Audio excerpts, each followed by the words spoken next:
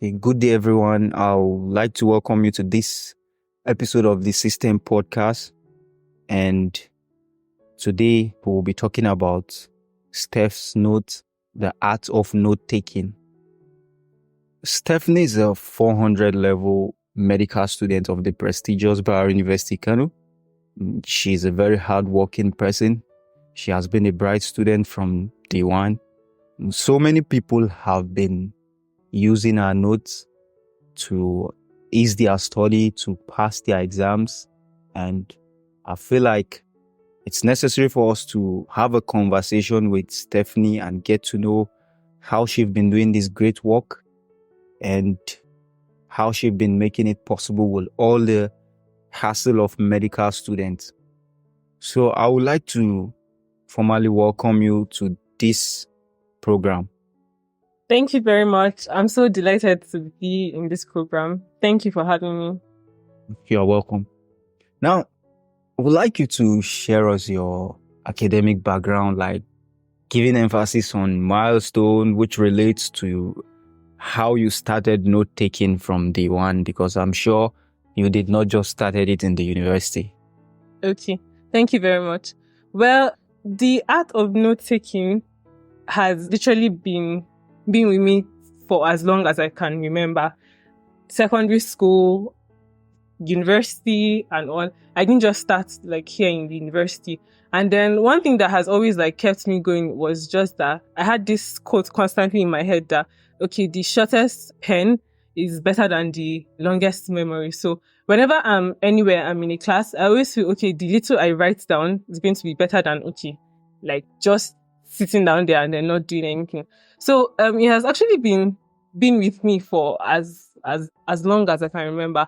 In secondary school, even then, like most people use my notes to like complete their notes and all of that. And then even here, just a few weeks ago, there was like a senior, she approached me and then she was like, oh, that Stephanie, like, we're about starting our final exams and then I will come for your notes and your jottings. Wow. And then I just laughed. I was like, oh, like, I don't think it's going to be useful to you because whatever I've written, like, it's just a bit of what you've known since, like, you're going to write, like, your final exams. And she was like, oh, no, that she was going to, like, come and check one or two things. So, I don't know. It's just been there.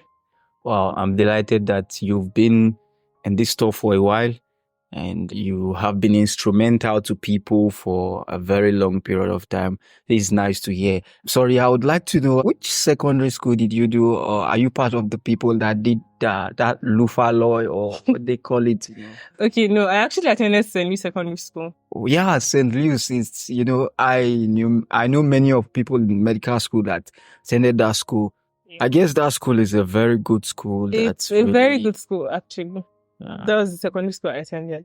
But is it all Christian schools or any other person? Oh, no. It's not an all Christian school. It's just like a Catholic school, but like Muslims are allowed. There was even a time that Muslims had the highest population than the Christians, but it's like for both Christians and Muslims.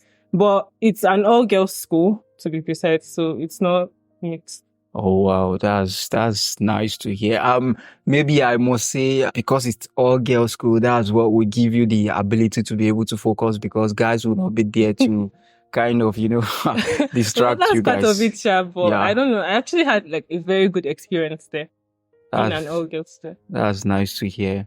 Now, I would like to know why do you think effective note taking is crucial in our lives, like in our academic life, professional life, or maybe projects, because we get to write project in our level 600 ComMed project. Why do you think effective note taking is crucial? Okay, the first and foremost, I think effective note taking is actually crucial in the sense that I'll start with a class setting now, for instance. In a class setting, it actually helps to like improve your attention, and then it helps to improve your focus in class.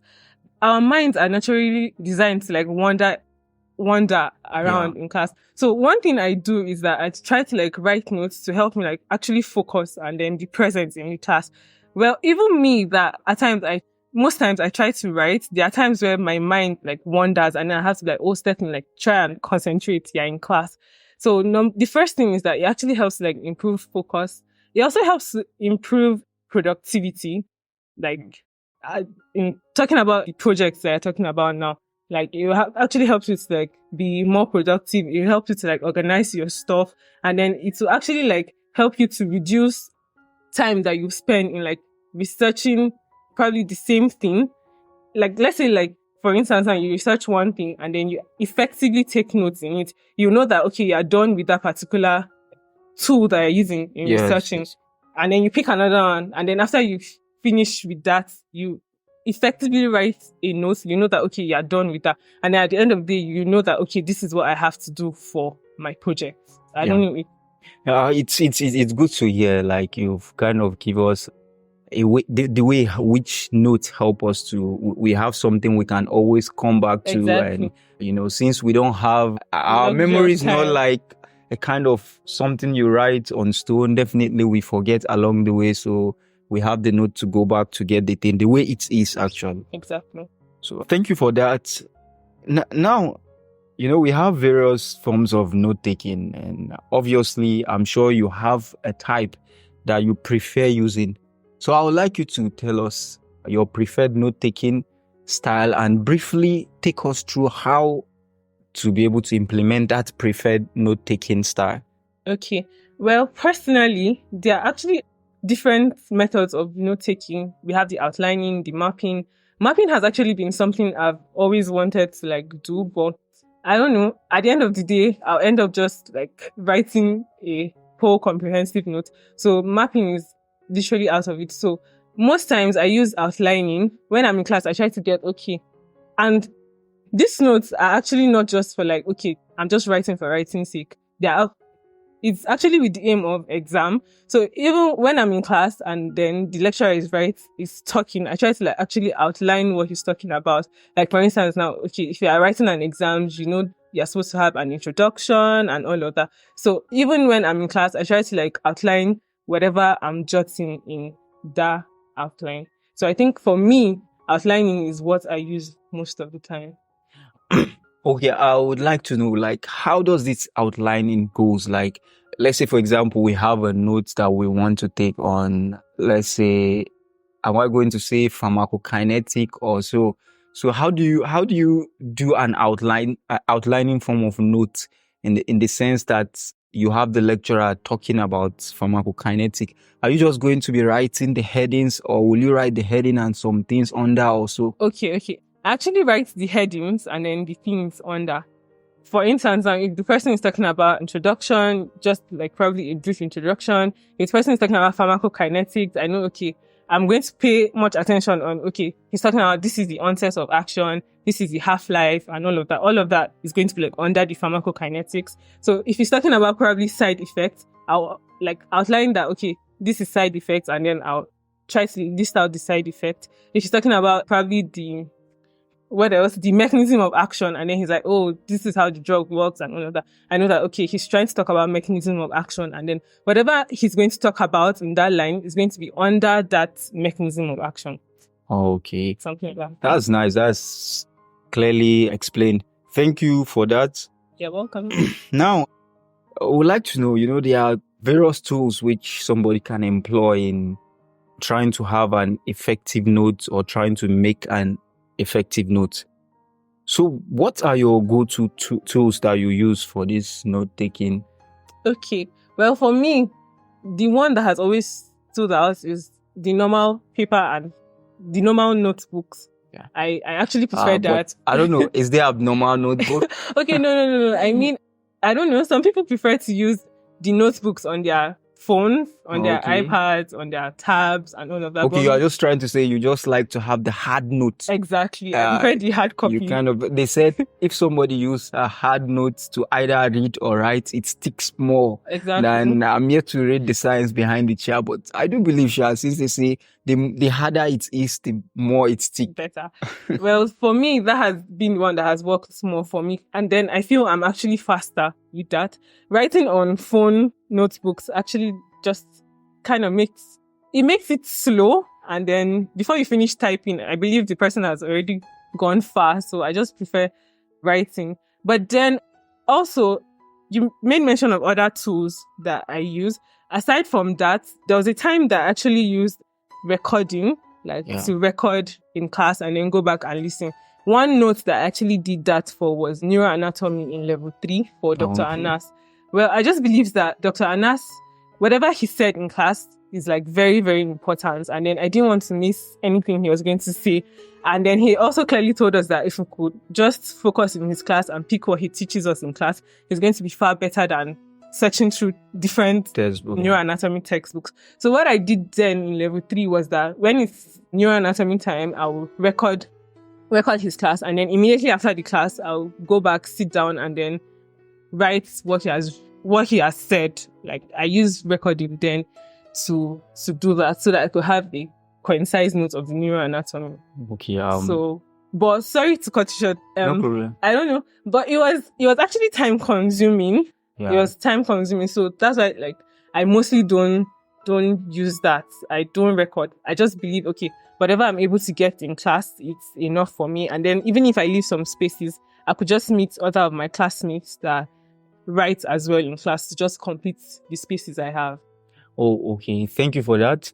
Now, there are many challenges which are related to note-taking, and, no matter how effective it is, one that stick out most to me is, note-taking mostly makes students to rely on cramming rather than understanding. And as we all know, medical school, they prefer you to understand more than to cram. So how do you battle this challenge? Like, how do you kind of balance between cramming the notes giving, since we know they will ask the question from the notes, obviously everybody knows, and everybody will just want to cram and pass and go, and still trying to understand most of the concept behind the stuff? How do you balance it? Okay, well, that has actually been one of my major challenges, because I feel usually after a class, whatever I've gotten from the class is sufficient for me to at least pass my exams, which in most cases is not really ideal. One of my major challenges is going back to textbooks after class. At times I feel, okay, if I'm able to just reproduce what has been done in class, I feel that is enough. And then the aspect of cramming, just like you said, well, not like I actually just cram, not like that. Me, I just feel one of my notion or motive is just that our brains have the ability to forget. So I'm writing the notes in the sense that, okay, if I'm able to forget, I can still have something to go back to and then make reference to. So something like that. And also, I would like to, most people would also, there are some people also are kind of averse from, or they have apathy towards notes, because they are always thinking that it will always make you want to cram. I always like to clarify this fact that it's not always like that, because what cramming means is that trying to just grasp something without understanding the meaning or connecting it to something you already know. So you can understand something by even reading it from a note, even without opening a textbook. Exactly. Because understanding is all about trying to just connect what is being said here with what you already know. Like, we're not living in an abstract world, so we can have an example. Like, let's say, what example will I even give? Let me say. It's like, do you have any example? Or let's say in anatomy, the scapula, they call it, another name for it is the shoulder blade. Shoulder blade? They can refer it as shoulder blade. Something like that. I think because of the shape, it's the shape that is kind of like trying to, if you understand the concept behind the names, all those things. So I just wanted to clarify that stuff, though I don't have much idea about the stuff. Okay. Yeah. I hope this example about the shoulder blade will kind of solidify the concept. Okay. So I actually have something I want to add. Sorry. Okay. What you said about people having apathy to note taking because it actually helps to cram. I personally don't think that should be really right, because at times in class, note taking actually helps you to know what the lecturer actually has interest in. I believe there are beautiful textbooks written by lots of scholars and all of that, but just probably trying to write like one or two major points that the lecturer is talking about will actually help you to understand, okay, this is what the lecturer, like, this is how he thinks. And then like, also when you're trying to reproduce that in exams, in as much as you write other stuff you get from textbook, you can also try to emphasize on what he actually made mention of in class. So that was just what I wanted to ask. So thank you so much for that. Now, at this point, I wanted to talk about how your notes have really helped a lot of people. I think if we will sit down talking about that, the time of the episode will not even allow us, because I'm sure a lot of people have used these notes, my brother, my friends, like so many people. So here we will just say thank you so much for the hard work and everything. Now, do you have any practical tip or advice that you could give people, especially younger ones coming up in medical school, on how they can improve their note-taking skill and how they can, balance all those stuff, especially with reading the textbook and making the notes and. Okay. I don't know. There's something that they said. Any senior that's going to give you advice in medical school is going to tell you, number one, know yourself. Yeah. Know yourself. And I would like to cut you short there. What do you mean by knowing yourself? Am I going to know that I'm Yahuza or what? Okay, no. What it actually means is just know what works for you. That's just it. Let me give a practical example now. Probably you have a friend, the friend does TDB, and then the friend is able to come to class, and then he's still able to have 100% attention in class, and then he's also able to like do all he could do even after doing the TDB. But you are somebody that, okay, you're not used to TDB, but you can make use of your day and then study very well and all of that. But because your friend is doing TDB, you're trying to follow your friend and do TDB. And obviously it's not working for you. You come to class, and then even in class, instead of listening to the lecturer, you're sleeping, but your friend is widely awake. Yeah. I don't know if you get my point. I guess. So that's just what know yourself literally means. Know what works for you. For you, maybe TDB doesn't work for you, but you're able to use your day. Why not use your day and then sleep properly at night? But for you, TDB works for you. Okay, TDB is very good. You should go ahead and do your TDB. So, in essence, what I'm trying to say is, for me, note taking has really been working for me. Just like I said, right from secondary school or as long as I can remember, it has worked for me. And then I will recommend it for myself at any day, anytime. But there are some people. Let me use my class as an example now. There are a lot of very smart people that will come to class, and then they might not necessarily need to write anything, but at the end of the day, they might make reference to my notes, and then they'll do excellently well. Yeah. So I think know yourself is actually like really, really key. But one advice I'll give is just that I feel taking notes in class helps to improve your attention, and it helps to prevent your mind from wandering away. So that as an advantage, I'll actually support that people should, in as much as you're in a class, try to like write down one or two things, even if it's not like really, really concise or really comprehensive. Just try to write one or two things to help improve your attention, and then focus on what the lecturer is saying. Okay.